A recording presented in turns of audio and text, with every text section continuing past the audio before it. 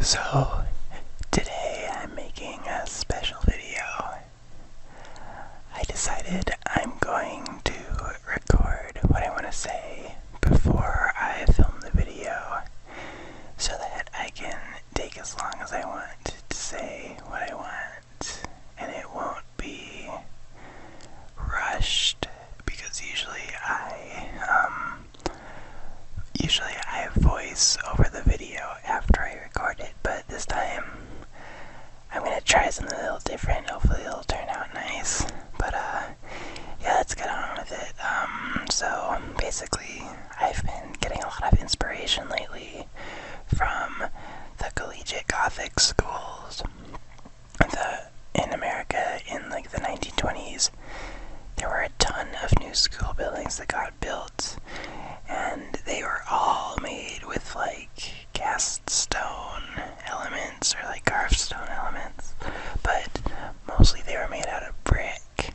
And so the building was largely built out of brick, and it had these stone accents in certain areas. And I've just been really inspired by this sort of shape making. I'll show some pictures probably, but the sort of forms that they used with receding and advancing planes that rise to higher heights above the front doors, and the like Gothic styled portals. And a lot of the buildings aren't even necessarily collegiate Gothic, but they just have this materiality and this form that's typical to most of the schools built in the 1920s, and I'm taking inspiration from it. One thing I did was I tore off all the pilasters and integrated pillars on the outside of the building and replaced them with brick. But at the end of the day, I thought it looked ugly, so I went ahead and put them all back. That was a big waste of time. But after that, I and those stone blocks that go in front of doorways to frame the steps, I really loved those and wanted to do some more of those. But it turns out I already have one right in the west entrance of the inner courtyard. I already have those little blocks, so I didn't need to make any. A couple other changes I made. Oh, yeah, the north entrance and the east kind of main risalet, I guess you would call it. I made some changes at the top floor level. I added another floor. I got added on top, and I really like the look of it. It kind of enhances the height of enhances the prominence of the building over the parts that I want to be, over the most important segments of the walls. I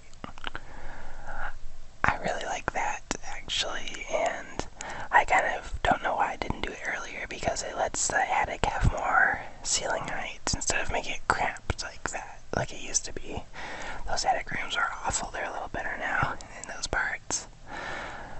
I'm also, though, taking inspiration from the roof lines of those collegiate Gothic schools and making simple stonework decorations in a small ridge above the top floor. That's what I'm attempting, at least. It's still looking really Baroque, but the massing of the north central risalet over the north portal. The massing is like that of a collegiate Gothic school now. It has like two advanced planes on either side, and the front plane is recessed and taller. And I don't know, I'm really liking that right now for some reason. It's kind of different from the typical, what do you call it? Like, there's an example on the west main entrance above it. It's a difference from the typical advancement and, kind of the central, because the central part, usually when it's advanced, it gets taller, like it does here at the west entrance, but over the north entrance, I'm doing the opposite. I'm making it push back. Anything else I changed? Well, oh yeah, southern portal, the area over it, I got rid of the pilasters on the corners at the attic level because I wanted to do again like they do on those collegiate Gothic looking schools, and I wanted the roof line, or right below the roof, the crest, to be just brick. That actually happened a lot. I really redid a lot of the stonework around the building, but I think that's most of the changes on the outside of the building. Oh, except for the around the inside. Yeah, we'll go on the inside now.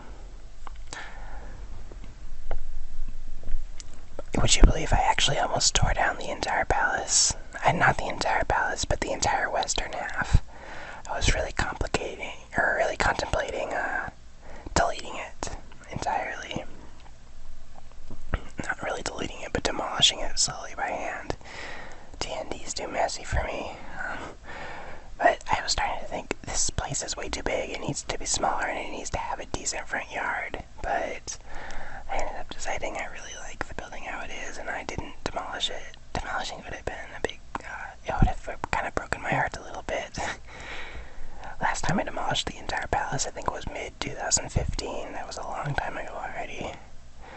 The original palace, I'll go trace the outline. The original palace used to extend, like, from the corner of the current palace all the way to the far gates, like to the, not to the far gates, but to the far edge of the stables. I never really toured the stables before. And then the outer edge of the palace used to also follow a little terrace that still exists. That's the foundations. The foundations still exist as a little terrace wall. But you can see how freaking huge this place used to be. And then it came over to a little pavilion by the southwestern pavilions, I guess. I don't really know what I call that area, but then it came right back to those foundations you can see poking through the ground, and right back to the northeast edge of the current palace.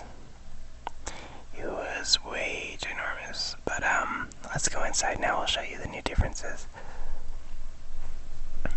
Back at the back of the main staircase, there used to be, at ground level, there used to be a door to the inner core. That was the inner sanctum of the building. But I tore out the inner core, and now there's a grand staircase that leads up through the building. It reminds me of the Piranesi prison sequences with all their Roman arch rustication and romanticism. It's kind of, I really like how it turned out. It offers views to the upper galleries of the building. It's starting to get a little more spatially complex than I usually do. I'm kind of liking it. Then when it gets up to the top of those stairs, it splits and goes to the side galleries at the main floor level. But it also goes back into the private apartments, the cobblestone throwback cobblestone apartments with the really short ceilings. But that's not all there is to this new addition. There's the exterior space too. Yeah, I'll go up and show you how that works. I mean, it's kind of interesting. The more I work on this palace, the happier I get with it, and I'm starting to think, what if I'm running out of things to do? What if it's approaching my ideal building? But it can never be that. It'll probably never be completely finished. I don't know. We'll see. So I'm up here in the remodeled neoclassical winter garden. So there's double doors. They go out to this little bridge that leads to the new central tower. It's above the first landing of the new staircase, and it I